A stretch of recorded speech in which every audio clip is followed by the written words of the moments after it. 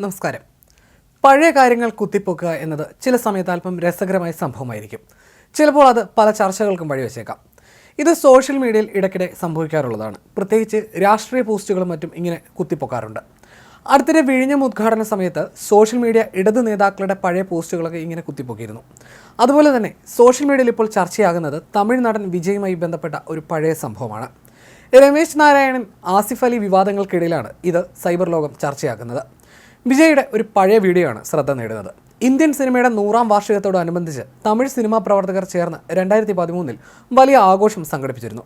അന്നത്തെ മുഖ്യമന്ത്രി ജയലളിത, രാഷ്ട്രപതി പ്രണബ് മുഖർജി എന്നിവരും മമ്മൂട്ടി, മോഹൻലാൽ, മധു തുടങ്ങിയവരും സമാപന ദിവസത്തെ ചടങ്ങിൽ പങ്കെടുത്തിരുന്നു. തമിഴ് സിനിമയിലെ സൂപ്പർ താരങ്ങളടക്കം ഒട്ടേറെ പേർ പങ്കെടുത്ത ചടങ്ങിൽ നടൻ വിജയ്ക്ക് മുൻനിരയിൽ സീറ്റ് നൽകാതിരുന്നതായിരുന്നു വിവാദത്തിന് കാരണമായത്.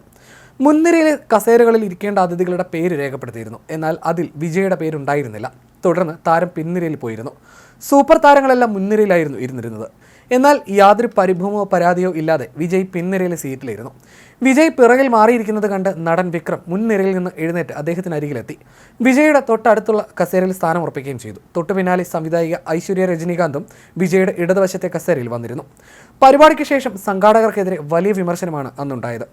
വിജയെ മുൻനിരയിൽ ഇരുത്താത്തത് മാത്രമായിരുന്നില്ല വിവാദം. തമിഴ് സിനിമയിലെയും അന്യഭാഷയിലെയും ഒട്ടനവധി സിനിമാ പ്രവർത്തകരെ ആദരിച്ചപ്പോൾ തമിഴ് സിനിമയ്ക്ക് നൽകിയ സംഭാവനകൾ നൽകിയ Bharathiraja, Mani Ratnam, Shankar, P. Susheela, S. Janaki, AR Rahman തുടങ്ങിയവരുടെ അഭാവവും വലിയ രീതിയിൽ തന്നെ അന്ന് ചർച്ചയായിരുന്നു. അതേസമയം രമേശ് നാരായൺ ആസിഫ് അലി വിവാദങ്ങളും ഇപ്പോൾ ഏകദേശം കെട്ടടങ്ങിയിരിക്കുകയാണ്. തനിക്ക് ജനങ്ങൾ തരുന്ന പിന്തുണ മറ്റൊരാളോടുള്ള വെറുപ്പായി മാറരുതെന്ന് ആസിഫ് അലി കഴിഞ്ഞ ദിവസം പറഞ്ഞിരുന്നു. തിരുവനന്തപുരം സെന്റ് ആൽബർട്ട്സ് കോളേജിൽ പുതിയ സിനിമയുടെ പ്രചരണാർത്ഥം എത്തിയപ്പോഴായിരുന്നു ആസിഫിന്റെ പ്രതികരണം. തൻ്റെ മേലുള്ള സ്നേഹം മറ്റൊരാളുടെ മേലുള്ള വെറുപ്പായി മാറരുതെന്നും അത് തൻ്റെ അപേക്ഷയാണെന്നുമായിരുന്നു ആസിഫ് അലിയുടെ പ്രതികരണം. രമേശ് നാരായണൻ അനുഭവിക്കുന്ന വിഷമം തനിക്ക് മനസ്സിലാകും. സിനിമയുമായി ഒരു ബന്ധവുമില്ലാതെ വന്ന് നിങ്ങളുടെ എല്ലാം സ്നേഹം അനുഭവിക്കാൻ പറ്റുന്നതാണ് തൻ്റെ ഏറ്റവും വലിയ സന്തോഷമെന്നും ആസിഫ് അലി പറഞ്ഞു. MDയുടെ തിരക്കഥയിൽ ഒരുങ്ങുന്ന മനോരഥങ്ങൾ എന്ന ആന്തോളജി സീരീസിന്റെ ട്രെയിലർ ലോഞ്ച് വേളയിലാണ് ഈ അപ്രതീക്ഷിത രംഗങ്ങളെല്ലാം അരങ്ങേറിയത്.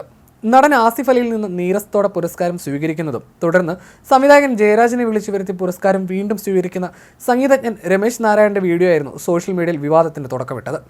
ആസിഫ് അലി വരികയും രമേശ് നാരായണന് പുരസ്കാരം നൽകുകയും ചെയ്തു. എന്നാൽ ഒരു താല്പര്യവുമില്ലാതെ ആസിഫിന്റെ മുഖത്ത് പോലും നോക്കാതെ പുരസ്കാരം വാങ്ങിയ രമേശ് ആസിഫിന് ഹസ്തദാനം പോലും നൽകിയില്ല. പിന്നാലെ സംവിധായകൻ ജയരാജനെ രമേശ് നാരായണൻ തന്നെ വിളിച്ച് ആ പുരസ്കാരം അദ്ദേഹത്തിന്റെ കയ്യിൽ നൽകിയ ശേഷം ഏറ്റുവാങ്ങുന്നതും കാണാം. സദസ്സിന് നേരെ തിരിച്ചുവെച്ച് ഔദ്യോഗികമായ രീതിയിലാണ് അത് വാങ്ങുകയും ചെയ്തത്. ദൃശ്യങ്ങൾ സമൂഹമാധ്യമത്തിൽ വൈറലായതോടെ രമേശ് നാരായണനെതിരെ വ്യാപക വിമർശനവും ഉയർന്നു. ഈ പെരുമാറ്റത്തിലൂടെ ആസിഫിനെ പൊതുവേദിയിൽ പരസ്യമായി അപമാനിക്കുകയാണ് സംഗീതജ്ഞൻ ചെയ്തത് എന്നായിരുന്നു സോഷ്യൽ മീഡിയയിൽ പൊതുവെ ഉയർന്ന വിമർശനം. സിനിമാ ഡയലോഗായ എന്നിട്ടെല്ലാം ബോളിവുഡിൽ നിന്ന് അമരീഷ് പുരി വരണം എന്ന് പറഞ്ഞതുപോലെയാണ് രമേശ് നാരായണൻ പെരുമാറിയത്. കഴിവുണ്ടായിട്ടും കാര്യമില്ലല്ലോ, കോമൺ സെൻസ് കൂടി വേണ്ടേ എന്നിങ്ങനെ നിരവധി വിമർശനങ്ങൾ അന്ന് സോഷ്യൽ മീഡിയയിൽ വന്നിരുന്നു. ജയരാജ് അവാർഡ് നൽകാൻ വരരുതായിരുന്നെന്നും ഒരു വിഭാഗം അഭിപ്രായപ്പെട്ടിരുന്നു. ആസിഫ് അലിയുടെ പക്വതയും ക്ഷമയും ഏറെ പ്രശംസിക്കപ്പെട്ടു.